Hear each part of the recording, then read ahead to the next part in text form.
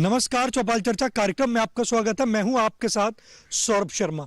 किसान भाइयों, चौपाल चर्चा कार्यक्रम आपका अपना कार्यक्रम है जिसमें हम गांव-गांव जाते हैं, चर्चा करते हैं सरकारी योजनाओं की, किस तरीके से हमारे किसान भाई योजनाओं का लाभ ले रहे हैं। आपको बता दें, इस वक्त हम मौजूद हैं हरियाणा के जिला पानीपत के गाँव गोयला कला में। आपको बता दें, इस गाँव की जो मुख्य फसल है वो है धान, गेहूं, गन्ना, सरसों।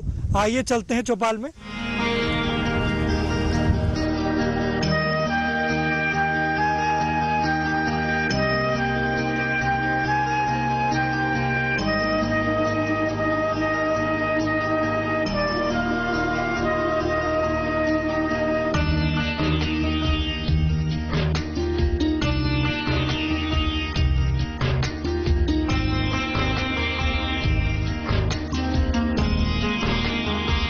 जोरदार तालियों के साथ कार्यक्रम की शुरुआत करते हैं। इस वक्त हम मौजूद हैं गांव गोयला कला में, जिसका जिला पड़ता है पानीपत। आज हम बात करेंगे राष्ट्रीय खाद्य सुरक्षा मिशन के बारे में।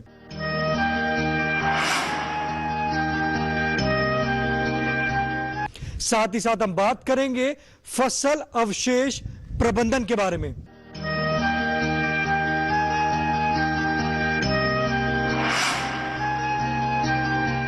हमारे बीच में कृषि विज्ञान केंद्र के विशेषज्ञ मौजूद हैं। आइए जानते हैं राष्ट्रीय खाद्य सुरक्षा मिशन क्या है। राष्ट्रीय खाद्य सुरक्षा मिशन ये भारत सरकार का एक कार्यक्रम है। इसका मुख्य उद्देश्य यही है कि भारत कृषि के मामले में खाद्यान्न उत्पादन में आत्मनिर्भर बने। धान, गेहूं और जो भी अनाज है, अनाज में तो हमने आत्मनिर्भरता प्राप्त कर ली, परंतु दाल वाली और तेल वाली जो फसलें हैं उनमें अब भी समस्या है। हमारा उत्पादन कम है, उत्पादकता भी कम है। इसी कारण से ये हमें बाहर से मंगाना पड़ता है, जिससे विदेशी मुद्रा बहुत खर्च होती है। तो इसलिए भारत सरकार ने कहा है कि इस मिशन के तहत किसानों को बहुत तरह की मदद दी जाती है, ताकि तिलहन फसलों और दलहन फसलों का रकबा बढ़े, उनकी उत्पादकता बढ़े और दोनों को मिलाकर उत्पादन बढ़े, ताकि भारत इसमें भी आत्मनिर्भर हो, विदेशी मुद्रा की बचत हो, किसानों की आमदनी बढ़े और हमारी भूमि की उपजाऊ शक्ति बढ़े। यही इसका उद्देश्य है। देखिए कितनी अच्छी जानकारी दी हमारे विशेषज्ञ ने। आपको बताया राष्ट्रीय खाद्य सुरक्षा मिशन के बारे में। हमारे बीच में किसान भाई मौजूद हैं। राष्ट्रीय खाद्य सुरक्षा मिशन की आज चर्चा चल रही है, आपने इससे लाभ लिया है? हाँ, लिया है जी। बताइए किस प्रकार से आपने लाभ लिया है? ये और फसल छोड़ के सरसों उगाई जी। सरसों में कम खर्चा है और पैदावार ज़्यादा है, जीरी से ज़्यादा इसमें इनकम आई है और खर्चा भी कम आया है। कितने समय से लाभ ले रहे हैं? 2 साल हो गए। लाभकारी है। हाँ जी। देखिए हमारे किसान भाई बता रहे हैं किस तरीके से उन्होंने राष्ट्रीय खाद्य सुरक्षा मिशन से लाभ की प्राप्ति की है। हमारे बीच में और भी किसान भाई मौजूद हैं, आइए जानते हैं। जी आप बताएं, राष्ट्रीय खाद्य सुरक्षा मिशन की आज चर्चा चल रही है, आपने क्या लाभ लिया है? सरसों का जी, एक तो खर्चा कम है, फिर दूसरा इसमें जी इसके बाद मूंग भी बोला हम। तो इसमें आपकी आमदनी बढ़ी है? आमदनी बढ़ी है जी, लागत कम है। देखिए हमारे किसान भाई कह रहे हैं कि लागत उनकी कम लग रही है और उनकी जो आमदनी है वो इसमें बड़ी है। हमारे बीच में और भी किसान भाई मौजूद हैं, आइए जानते हैं। जी आप बताएं, राष्ट्रीय खाद्य सुरक्षा मिशन की आज चर्चा चल रही है, आपने किस तरीके से लाभ लिया है? सर, हम सरसों बोते हैं तो उसमें कम खर्च होता है और आमदनी भी अच्छी होती है और उससे टाइम भी बहुत कम है, आगे दूसरी फसल तैयार हो जाती है जी। तो पहले आप क्या करते थे? पहले हम दूसरी फसल बोते थे, इसकी बजाय इसमें कम खर्चा आया तो सरसों में हमने इसमें लाभ होया।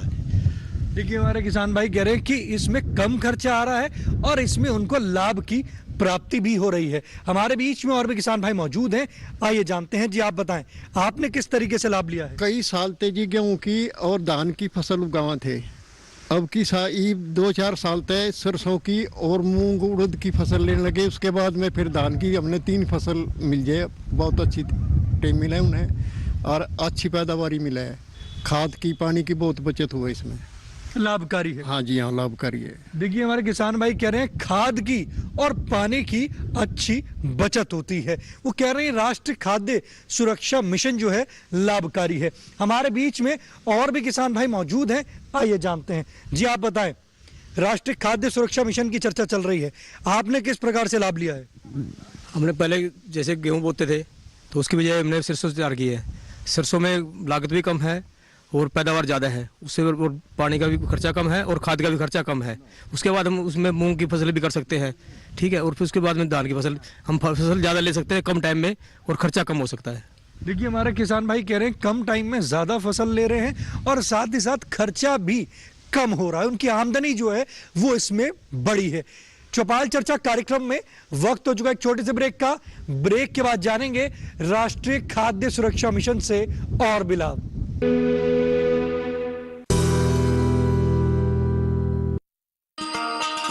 किसान भाइयों गांठ बांध लो, गांठ बांध लो, बात बहुत है काम की, समृद्धि के पैगाम की।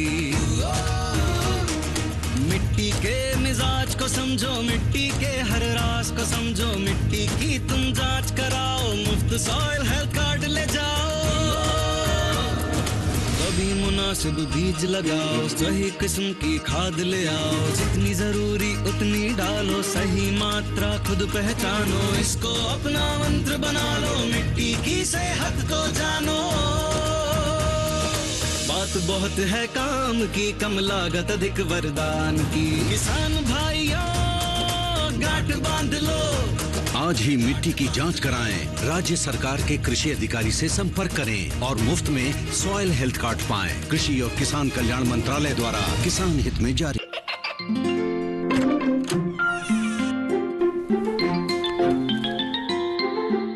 ये क्या हो रहा है? काशवी, इतने कम मार्क्स? काशू बेटा पढ़ा करो, पढ़ोगी नहीं तो आगे कैसे बढ़ोगी? मम्मा मैं भी तो आपसे यही कहना चाहती हूँ, पढ़ा करो। आप पढ़ोगे नहीं तो आगे कैसे बढ़ोगे? मतलब? वो देखो, सिर्फ बैक पर छपा ऑर्गेनिक नहीं, ऑर्गेनिक का निशान पहचानिए। पीजीएस ऑर्गेनिक का ये लोगो उन किसानों की पहचान है जो आज भी परंपरागत विधि से रसायन मुक्त खेती कर आपके लिए शुद्ध फसल उपजा रहे हैं।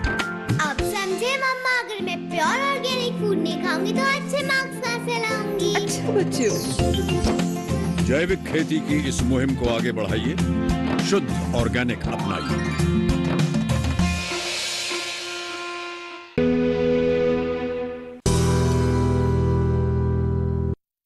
ब्रेक के बाद आपका स्वागत है गांव गोयला कला की चौपाल चर्चा से। आज हम बात कर रहे हैं राष्ट्रीय खाद्य सुरक्षा मिशन के बारे में। हमारे बीच में कृषि विशेषज्ञ मौजूद हैं, आइए जानते हैं। सर, जैसे किसान भाइयों ने फसल चक्र बदला है और उससे वो कह रहे हैं कि वो लाभ ले रहे हैं, पर इसके और क्या क्या लाभ हैं?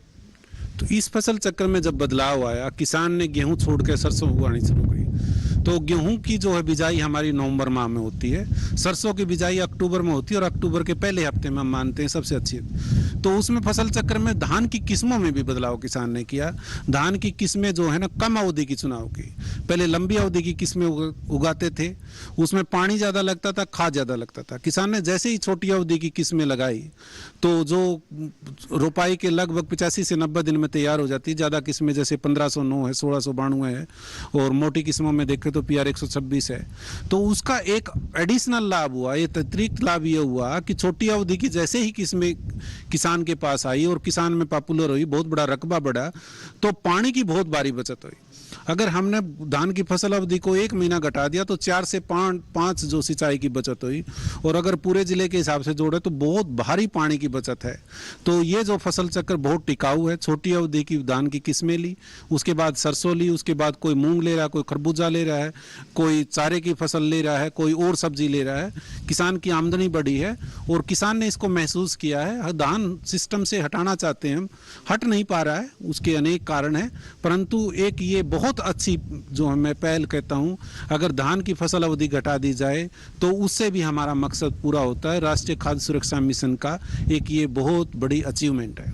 देखिए कितनी अच्छी जानकारी दी हमारे विशेषज्ञ ने, आपको बताया राष्ट्रीय खाद्य सुरक्षा कि जो मिशन है वो किस तरीके से काम कर रहा है और साथ ही साथ किसानों को क्या करना चाहिए। हमारे बीच में और भी किसान भाई मौजूद हैं, आइए जानते हैं कि वो राष्ट्रीय खाद्य सुरक्षा मिशन से क्या लाभ ले रहे हैं। जी आप बताएं, राष्ट्रीय खाद्य सुरक्षा मिशन से आप क्या लाभ ले रहे हैं?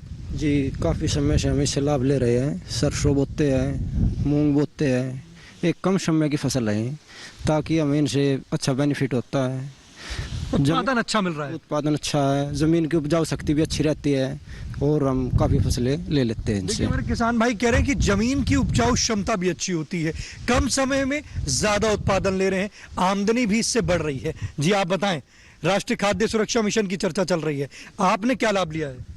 इससे लाभ यह है कि कम पीसों में वो खाद कम आ जाता है, उससे हम यूरिया डाई कम गिरना पड़ा जी, उससे फसल का बदलाव होने से फसल भी अच्छी होती है जी। देखिए हमारे किसान भाई कह रहे हैं कि यूरिया और डाई भी इसमें कम देना पड़ रहा है। कह रहे हैं राष्ट्रीय खाद्य सुरक्षा मिशन जो है वो किसानों के लिए लाभकारी है। हमारे बीच में और भी किसान भाई मौजूद हैं, आइए जानते हैं। जी आप बताएं, आपने किस तरीके से लाभ लिया है? इस तरीके धान जी फसल गेहूँ करते हैं हम, उसमें शीर्ष में बोते हैं, उससे लाभ अच्छा मिलता है उन्हें, उसके खार मिट्टी में और बढ़िया बनती है, उसके वजह से खर्चा घाटा हुआ है।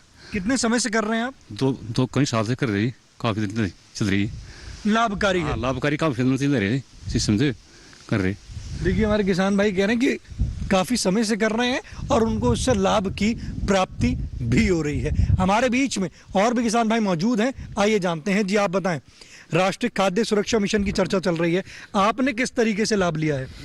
इससे एक तो खाद डाई भी यूरिया भी कम गिरना पड़ता है जी, और इसकी कीमत भी अच्छी मिलती है सिरसम की जी, इसलिए कम मार्केट में दाम भी अच्छा मिलता है। हाँ जी। देखिए हमारे किसान भाई कह रहे हैं कि मार्केट में एक अच्छा दाम भी मिलता है, साथ ही साथ अगर हम बात करते हैं खाद की तो खाद भी कम देनी पड़ती है। जी आप बताएं, राष्ट्रीय खाद्य सुरक्षा मिशन की चर्चा चल रही है, आपने किस तरीके से लाभ लिया है? देखो जी, हम तो 2 वर्ष से डॉक्टर राजवीर गर्ग जी के साथ जुड़े। उससे पहले जीरी और गेहूं करते थे, बहुत मोटा खर्चा आता था, 20-20 हजार रुपये, और डॉक्टर साहब की सलाह से डॉक्टर साहब ने बीज दिया। हम 2 साल से सरसों बो रहे, उसके बाद मूंग बो है। मूंग से जमीन उपजाऊ हुआ, सरसों बहुत कम समय में हुआ, अपने आप ही उसको हम काट बाढ़ लेते हैं और मार्केट में अच्छे दाम मिलते हैं, और जमीन को भी बहुत उपजाऊ होती है, जीवाणु बहुत बनते हैं, उससे बहुत लाभ होता है जी। कृषि एवं किसान कल्याण मंत्रालय की जो योजनाएं हैं, क्या वो धरातल पर काम कर रही हैं? कर रही हैं जी, कर रही हैं जी। डॉक्टर साहब बहुत अच्छे काम कर रहे हैं हमारे यहाँ तो डॉक्टर साहब भी कर रहे हैं, ये अच्छा काम कर रहे हैं बहुत। इन्हीं की वजह से, इन्हीं की बदौलत हमने इतना लाभ हुआ जी। 2 साल से हम कर रहे हैं, 2 साल से अच्छा लाभ मिल रहा, तो हम अपने आप ही तो उसको काट बाढ़ लेते हैं। जीवन में बदलाव आया? बदलाव आया जी, उसको अपने आप ही काम कर लेते हैं सब, और बड़ा फायदा होता है, मुनाफा बहुत होता है। देखिए हमारे किसान भाई कह रहे हैं कि कृषि एवं किसान कल्याण मंत्रालय की जो योजनाएं हैं वो धरातल पर काम कर रहे हैं, और साथ ही साथ बता रहे हैं कि 2 साल से वो उससे लाभ ले रहे हैं। पहले वो धान की फसल लिया करते थे, परंतु अगर आज की स्थिति की बात करते हैं तो राष्ट्रीय खाद्य सुरक्षा मिशन से जब से जुड़े हैं उनके जीवन में एक बदलाव आया है, उनकी आमदनी भी बढ़ी है। हमारे बीच में और भी किसान भाई मौजूद हैं, आइए जानते हैं। जी आप बताएं, आपने किस तरीके से इससे लाभ लिया है? इस तरीके से लाभ लिया जी हमने, इसमें खर्चा कम, फ्री का बीज है, फ्री का दवा मिलती है इसमें स्प्रे करने के लिए, और ना इसमें मेहनत देने की जरूरत करके 4 आदमी हो तो काट के खेत का अपनी ना कंप्लीट कर लिया जी। धन बहुत काफी पीछा बचा बढ़िया, और यह अकल जी हमारे डॉक्टर साहब ने दी है, बुला के कृषि विज्ञान केंद्र में हमारे को समझाया, बुलाया 5-7 वर्ष साल में बुलाते हैं, हमारे को नॉलेज देवे पूरी बताओ जी। जीरी से उल्टे हटो, इसमें था ही कुछ भी नहीं समस्या। दोगुनी हो गई है? दोगुनी नहीं तिगुनी हो गई जी, हमारी मजदूरी भी तो बच गई जी, क्योंकि तुम्हारी अपनी जो हम 500 रुपये ले मजदूर, हम 4 आदमी घर के हैं जी, तुम काट के खेत के ले आओगे तो हमारे पैसे बचेंगे नहीं जी, और जो और कोई फसल लाओगे तो उसमें हमने मजदूरी ज़्यादा देनी पड़ती है।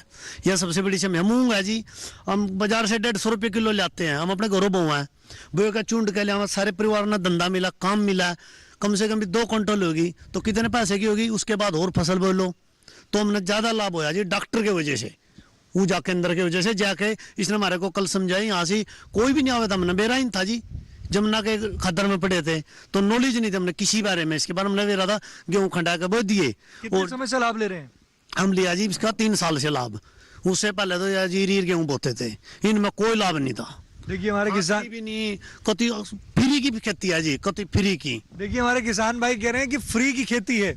वो कह रहे हैं 3 साल से राष्ट्रीय खाद्य सुरक्षा मिशन से लाभ ले रहे हैं। जो हमारे कृषि विज्ञान केंद्र के जो वैज्ञानिक हैं, जो जिला पानीपत में है, वो गांव में आए, उनको जानकारी दी कि राष्ट्रीय खाद्य सुरक्षा मिशन भी है। तो वो कह रहे हैं कि उनकी जो आमदनी है वो 2 गुनी नहीं 3 गुनी हो गई है। अगर आप भी इस योजना से अब तक नहीं जुड़े तो आप अपने निकटम कृषि विज्ञान केंद्र में जाकर संपर्क कर योजनाओं से लाभ की प्राप्ति कर सकते हैं। चौपाल चर्चा कार्यक्रम में वक्त हो चुका एक और छोटे से ब्रेक का। ब्रेक के बाद जानेंगे फसल अवशेष प्रबंधन के बारे में।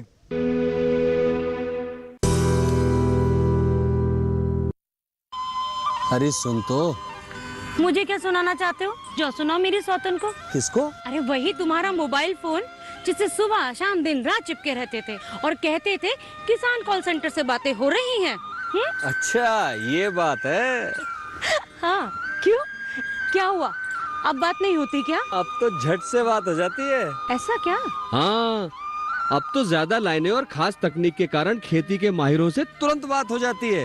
और अगर कभी लाइन व्यस्त हो तो अपनी समस्या फोन पर रिकॉर्ड करा दो, वहाँ से फोन आ जाता है और समस्या की हल का मैसेज भी आ जाता है। ये देखो आ गया। अरे वाह, इसका मतलब इंतजार की घड़ी अब खत्म। हाँ। तभी मैं सोचूं कि आजकल मुझ पर इतना प्यार क्यों आ रहा है। कृषि संबंधी समस्याओं का अपनी भाषा में तुरंत हल पाने के लिए पूरे भारत में किसी भी फोन से हेल्पलाइन नंबर पर संपर्क करें। किसानों का दोस्त किसान कॉल सेंटर।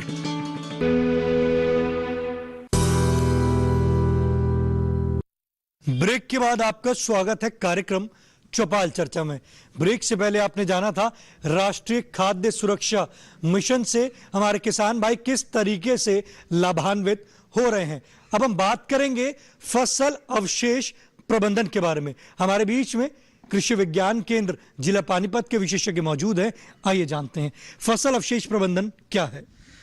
भारत सरकार द्वारा जो भारत सरकार का कृषि एवं किसान कल्याण मंत्रालय है, उस द्वारा 2018 में in situ crop residue management के लिए एक स्कीम लागू की गई थी। हालांकि कृषि विज्ञान केंद्र उससे पहले पिछले 10 सालों से फसल अवशेष प्रबंधन को लेकर अलग अलग गतिविधियां करता रहा है। डेमोस्ट्रेशन प्लॉट लगाए हैं, अवेयरनेस प्रोग्राम किए हैं।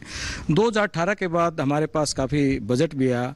उसके तहत कृषि विज्ञान केंद्र ने डेमोस्ट्रेशन भी लगाए किसानों के खेत में। इसके साथ साथ स्कूल अवेयरनेस प्रोग्राम भी आयोजित करवाए। मैं आपको यहाँ बताना चाहूँगा कि हमारे पानीपत ज़िले में धान गेहूँ फसल चक्कर है और धान गेहूँ फसल चक्कर में अगर आप देखें तो काफ़ी मात्रा में अवशेष पैदा होते हैं। उनका प्रबंधन एक हमारे लिए चैलेंज था, परंतु कृषि विज्ञान केंद्र के प्रयत्न से और जो हमारा कृषि विभाग है उनके प्रयत्न से किसानों का हमें पूरा सहयोग मिला। हमने अवेयरनेस प्रोग्राम आयोजित किए और उसका नतीजा यही हुआ, हमने किसानों को जागरूक किया कि आप छोटी अवधि की किस्म लगाइए। छोटी अवधि की किस्म जिस तरह डॉक्टर राजवीर गर्ग जी ने भी आपसे बताया था, जिस तरह PR 126 है, पूसा बासमती 1509 है, पूसा बासमती 1692 है। ये लगभग लगाने के बाद 90 से 95 दिन में पककर तैयार हो जाती है। तो उस दौरान हमारे किसान भाइयों को इतना टाइम मिल जाता है कि उसका जो हमारे फसल अवशेष है उनका यथास्थान आसानी से हमारे किसान भाई प्रबंधन कर सकते हैं। अगर इस गाँव की बात करते हैं तो किसान भाई फसल के अवशेष को प्रबंध कर रहे हैं। अगर हम गोयला कला की बात करें तो गोयला कला के किसान यहाँ पशुधन काफ़ी मात्रा में हैं। काफ़ी संख्या में पशुधन होने के कारण किसान भाई जो पहले आग लगाते थे, एक तो हमारे पशु चारे के रूप में इसका प्रयोग करते हैं। दूसरा जो हमारे किसान भाई हैं, ऐसी कृषि यंत्र गवर्नमेंट ने जो हमारा भारत सरकार का कृषि एवं किसान कल्याण मंत्रालय है उस द्वारा जो 2018 में स्कीम लागू की थी उसमें काफ़ी कृषि यंत्र पर सब्सिडी उपलब्ध कराई है। अगर हमारे किसान भाई इंडिविजुअल सब्सिडी लेते हैं तो 50% सब्सिडी पर कृषि यंत्र उपलब्ध कराए जाते हैं। अगर कस्टम हायरिंग सेंटर के माध्यम से फसल अवशेष प्रबंधन वाली मशीनरी लेते हैं तो उस पर 80% अनुदान गवर्नमेंट द्वारा दिया जाता है। देखिए कितनी अच्छी जानकारी दी हमारे विशेषज्ञ ने बताया। अगर कृषि विज्ञान केंद्र से अगर यंत्र लेते हैं तो 50% की सब्सिडी मिलती है। अगर कस्टम हायरिंग सेंटर से अगर लेते हैं तो 80% तक सब्सिडी किसान भाइयों को दी जाती है। हमारे बीच में और भी किसान भाई मौजूद हैं, आइए जानते हैं। जी आप बताएं, फसल के अवशेष को किस तरीके से आप प्रबंध करते हैं? जी रोटावेटर या किसी मशीन द्वारा उसको खेत में मिला देते हैं जी। आग नहीं लगाते हमारे कोई भी एरिया में जी। आप जो प्रबंध कर रहे हैं उससे आपको लाभ की प्राप्ति हो रही है? हाँ जी। देखिए हमारे किसान भाई कह रहे हैं कि रोटावेटर से प्रबंध कर रहे हैं और वो कह रहे हैं कि हमारे क्षेत्र में आग नहीं लगाते हैं, प्रबंध कर लाभ की प्राप्ति कर रहे हैं। हमारे बीच में और भी किसान भाई मौजूद हैं, आइए जानते हैं। जी आप बताएं, फसल के अवशेष को किस तरीके से प्रबंध कर रहे हैं? फसल के अवशेष तो जी ज़्यादातर तो जैसे जानवर होते हैं, गाय भैंसे पालते हैं, उनके लिए ही इस्तेमाल में हो जाते हैं। थोड़ा बहुत जो बचते हैं तो अब उपकरण है, पहले नहीं होते थे, लेकिन अब ऐसे ऐसे उपकरण है कि वो खेत में ही मिल जाते हैं और उससे हमारी जमीन की उपजाऊ क्षमता बढ़ती है। जी सवाल करना चाहते हैं हमारे विशेषज्ञ से। जी मुझे किसान क्रेडिट कार्ड बनवाना था, काफ़ी दिन हो गए, बैंक में जाते हैं वो मना कर देते हैं, भाई अभी कोई स्कीम नहीं है, ये नहीं है, वो नहीं है, परेशान करते रहते हैं। तो अब ये आप जानकारी देंगे हमें, बड़ा अच्छा होगा कि वो कहाँ से कैसे किस तरीके से बनेगा। देखिए हमारे किसान भाई का एक सवाल है, किसान क्रेडिट कार्ड कहाँ से कैसे और किस तरीके से किसान क्रेडिट कार्ड उनका बन पाएगा? किसान क्रेडिट कार्ड भारत सरकार की बहुत अच्छी किस्म है और अभी तो इसको जो है ना लाभ को बढ़ाया गया है। पहले फसल उत्पादन के लिए था, जिसके पास ज़मीन थी वो था। आज पशुपालक भी किसान क्रेडिट कार्ड ले सकता है, मत्स्य पालन करने वाला भी किसान क्रेडिट कार्ड ले सकता है। जो इन किसान भाई का पर्सन है, जहाँ भी मेरे ख्याल में कितने सारे किसान बैठे हैं, सभी का जो है ना किसान क्रेडिट कार्ड बना होगा। अगर इनको कोई खास इंडिविजुअल उनकी व्यक्तिगत समस्या है तो डॉक्यूमेंट वगैरह लेकर आए, सारे बैंक बनाते हैं। और अच्छी बात तो ये रहेगी जो अपने यहाँ कोऑपरेटिव बैंक है उसी से किसान क्रेडिट बनवाएं, पीछे डिफाल्टर ना हो, सारा कोई लोन क्लियर हो। अगर कोई ऐसी समस्या आई तो वो किसान कृषि विज्ञान केंद्र में अपने डॉक्यूमेंट लेकर आ जाए, हम पूरी मदद करेंगे। देखिए हमारे वैज्ञानिक ने कहा कृषि विज्ञान केंद्र में आप आएँ और आप हमसे संपर्क करें, हम आपका किसान क्रेडिट कार्ड बनाएंगे। हमारे बीच में और भी किसान भाई मौजूद हैं, आइए जानते हैं। जी फसल के अवशेष को किस तरीके से प्रबंध करते हैं आप? जी बहुत काट ला जी, और क्या करा है। आग तो नहीं लगाते? आग तो नहीं लगाते? ना ना, माम तो पशु रखेंगे ने और लिया तेरे वर्ग को बताई। हाँ लाभकारी है। हाँ जी, खूब मौज। देखिए हमारे किसान भाई कह रहे हैं कि फसल के अवशेष को पशु के चारे के रूप में देखकर फसल अवशेष प्रबंधन कर रहे हैं। आज आपने जाना किस तरीके से हमारे किसान भाई कृषि एवं किसान कल्याण मंत्रालय की जो योजनाएं हैं उनसे लाभ की प्राप्ति कर रहे हैं। आज के गांव गोयला कला की चौपाल चर्चा से बस इतना ही। फिर होगी आपसे मुलाकात एक नए गांव एक नए विषय के साथ। तब तक हमारी पूरी टीम को दीजिए इजाजत। आप देखते रहिए दूरदर्शन किसान। नमस्कार।